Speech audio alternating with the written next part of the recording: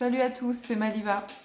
Aujourd'hui, nouvelle vidéo pour essayer de donner des astuces ou techniques ou conseils, je ne sais pas trop comment dire, pour éviter d'avoir froid. Je me suis lancé un challenge, c'est de rallumer mon chauffage le plus tard possible pour faire des économies d'argent et puis aussi pour me confronter un peu, pour voir jusqu'où je suis capable d'aller, jusqu'où je peux tenir et comment je peux tenir. Donc, je ne vais rien inventer, hein. Je pense que tout ce dont je vais vous parler, vous le connaissez déjà. Parfois d'ailleurs, les techniques sont des choses qu'on connaît tous, mais juste qu'on oublie. On n'y pense pas forcément. Donc moi, je vais essayer de vous faire penser à tout ça. Comment se réchauffer? Comment ne pas avoir froid? D'abord, on va faire une petite catégorie cuisine. En cuisine, pour pas avoir froid, eh ben, on va manger des plats chauds. C'est logique, hein. Fini la salade de fruits, fini la petite salade d'été de crudité. Non, on veut du chaud. On veut des plats chauds parce que c'est psychologique et puis pas que, c'est vrai aussi. Quand tu mets un truc chaud dans ta bouche et puis que tu l'avales et puis que tu as cette sensation de chaleur partout dans ton corps, ça fait du bien et à la tête et physiquement et ça peut nous réchauffer. Donc évidemment, on mange des plats chauds. On favorise le four, l'utilisation du four. Pourquoi? Pas parce que quand tu as fini et que tu laisses la porte de ton four bien ouverte, ça chauffe un petit peu dans toute ta maison et ça, on apprécie.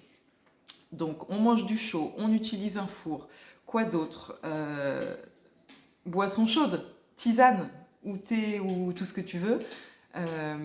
Mais encore une fois, du chaud. Tu tiens ta tasse chaude dans tes mains, ça te réchauffe les mains. Ensuite, tu avales une gorgée, deux gorgées. Enfin, je ne vais pas vous expliquer comment on boit une tisane, vous le savez.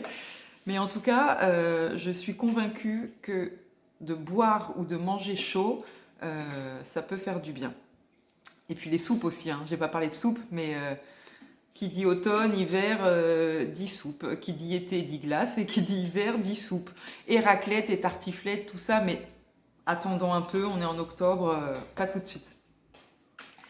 Donc pour le côté de la cuisine, je pense que j'ai fait le tour. La bouillotte souvent est dans la cuisine, très important. Bouillotte, bouilloire, tous ces accessoires comme ça qui peuvent donner chaud. Chaussettes, bonnets, non pas déjà quand même, j'ai pas envie de sortir les bonnets au mois d'octobre. La polaire, en revanche, le soir, devant la télé, tu n'hésites pas à mettre tes chaussettes, tu te mets ton plaid tout chaud, tout doux, tout moelleux, tu peux mettre une polaire, pourquoi pas. Moi je pense que oui, je vais mettre des polaires, ça fait toujours du bien, ça réchauffe très vite, très efficace la polaire. Le plaid, je l'ai déjà dit, bouilloire, bouillotte, tisane, on mange chaud, le four. Je récapitule tout en même temps là. Je pense qu'avec tout ça, déjà, on est pas mal. Quoi d'autre? En termes de déco, un coussin, des coussins, un tapis, des rideaux pour bien se camoufler, les fenêtres, le rideau pour poser tes pieds. Alors, moi, ici à la maison, j'ai un chauffage au sol, mais on l'a bien dit, on n'allume pas le chauffage, donc tapis moelleux, confortable, chaussettes, ça fait partie aussi de la déco ou des accessoires pour essayer de tenir le plus longtemps possible. J'ai envie de rajouter aussi des bougies. Des bougies, on adore les bougies. J'ai commencé déjà à allumer quelques bougies.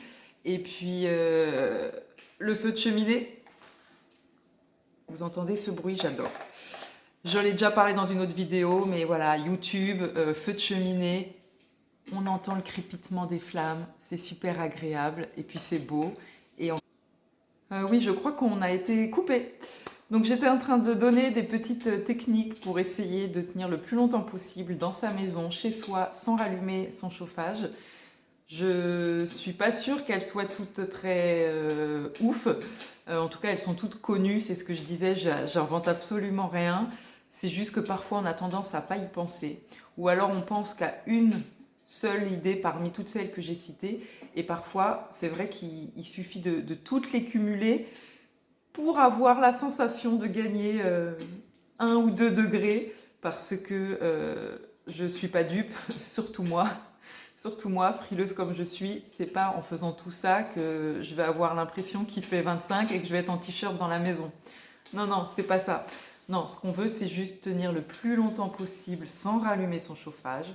Donc ça là, ce feu de cheminée, c'est ma pépite à moi, c'est mon truc de octobre à mars, si ce n'est plus, vu qu'il n'y a plus de saison en ce moment, ça dépend un peu, mais il y a ça très souvent dans la maison.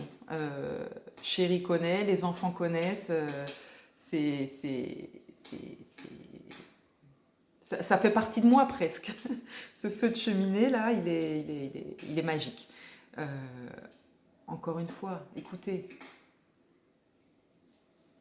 vous entendez le crépitement, le bruit, et puis les flammes sont magnifiques. Alors après, ça dépend de la taille de ta télé, ça dépend du volume à laquelle tu la règles, ça dépend de plein de choses, mais en tout cas, franchement, ça fait partie des conseils que je vous donne pour essayer d'avoir un effet le plus chaleureux possible chez soi, dans sa maison, pour pouvoir aborder tout doucement l'hiver, parce qu'on n'est qu'au début de l'automne.